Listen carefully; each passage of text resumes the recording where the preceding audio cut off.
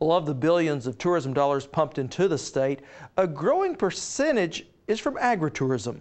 Ranging from the elaborate to the quaint, agritourism has lots of room to grow and plenty of places to do it, and none better than right here in Oklahoma.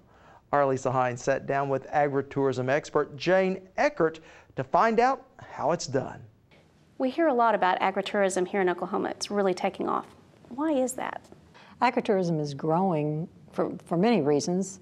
A couple are key, though, is that most people live now in an urban setting, and they want to come to the country. They want to experience perhaps what their grandparents or great-grandparents did when they worked on a farm or ran a ranch.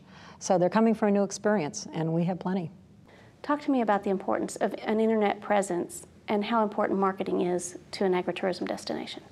I believe having a website is absolutely 100% the most important thing a farm or ranch could do, because that puts them on the playing field, literally, of the world. And people can access them at any time, 24/7, and that it needs to be a professionally designed website as well. And that's really important to be able to be out there, and then it can be linked to your various state and regional tourism organizations as well. So a website, #1 priority. Okay, what about marketing? Marketing as well is very important. The people in this state have a great benefit in that you have a number of people willing to help out. From the Department of Agriculture, you have several agritourism dedicated leaders.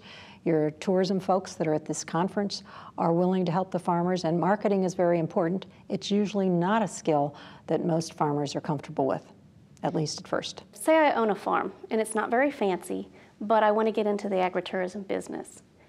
What do I need to do? If you really clearly don't have any idea of what you want to do, I would contact the resources within your state to come out and help you evaluate your property.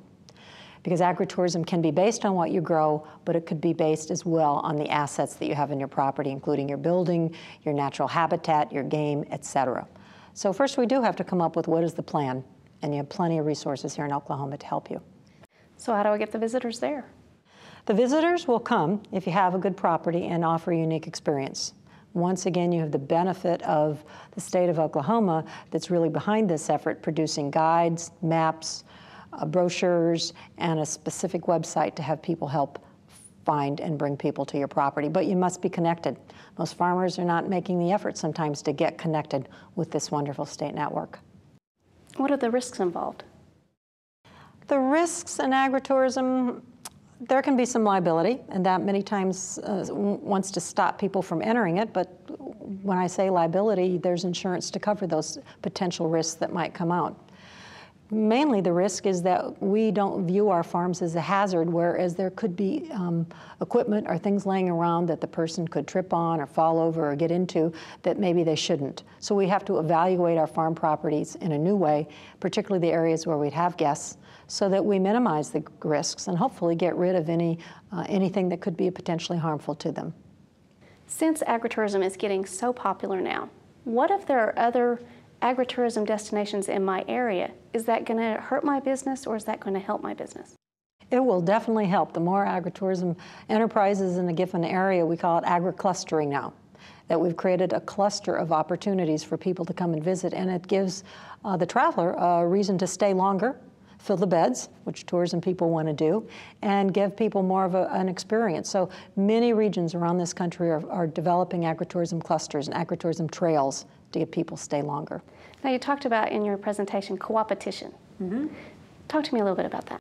The farming industry has not really been one that used to want to cooperate with their neighbors. Matter of fact, we were pretty secretive, as far as what we were planting and what new seeds or animals. But now with agritourism, we have to cooperate with our neighbors, because we realize as we expand the tourism base of what the offerings are in the area, people will stay longer and visit more of us. Being friends with our competitors and cooperating with them is really very important to our success. And congratulations to our Lisa Hines, who was honored at the Governor's Conference on Tourism with the prestigious Redbud Award for her coverage of Guthrie's preparation for our state's centennial.